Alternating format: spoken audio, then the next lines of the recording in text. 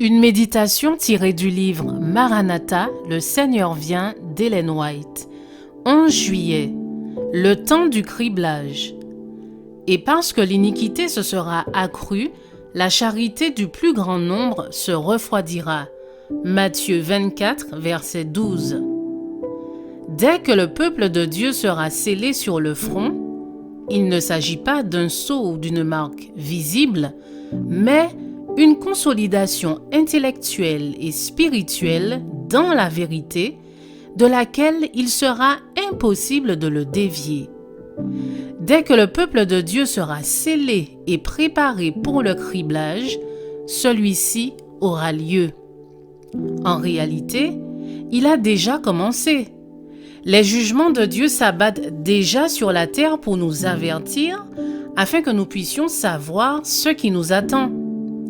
Les jours où il y aura une grande perplexité et une grande confusion approchent rapidement. Satan, vêtu comme un ange de lumière, séduira, si c'était possible, même les élus. Il y aura alors beaucoup de dieux et de seigneurs.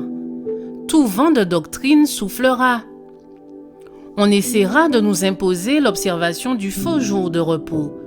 Ceux qui ont cédé peu à peu aux exigences et se sont conformés aux coutumes du monde s'inclineront devant les autorités plutôt que de s'exposer aux moqueries, aux insultes, aux menaces d'emprisonnement et de mort.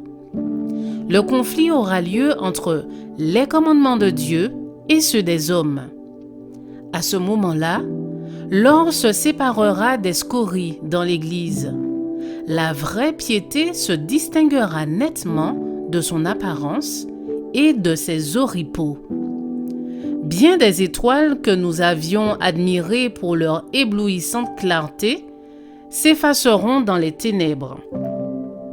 Des nuages de balles emportés par le vent s'élèveront des endroits où nous ne voyons que des réserves riches en blé. Tous ceux qui se contentent des ornements du sanctuaire, sans être revêtus de la droiture du Christ, paraîtront dans la honte de leur nudité.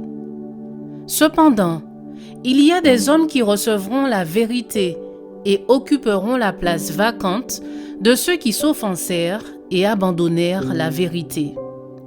Leur place laissée vide sera occupée par des hommes aux principes chrétiens authentiques, qui deviendront des majordomes fidèles et dignes de confiance.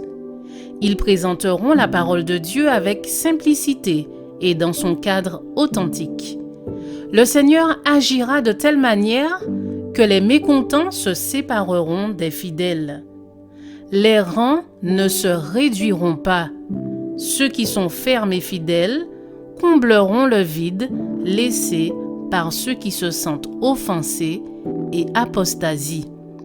Je vous souhaite une excellente journée. Que Dieu vous bénisse.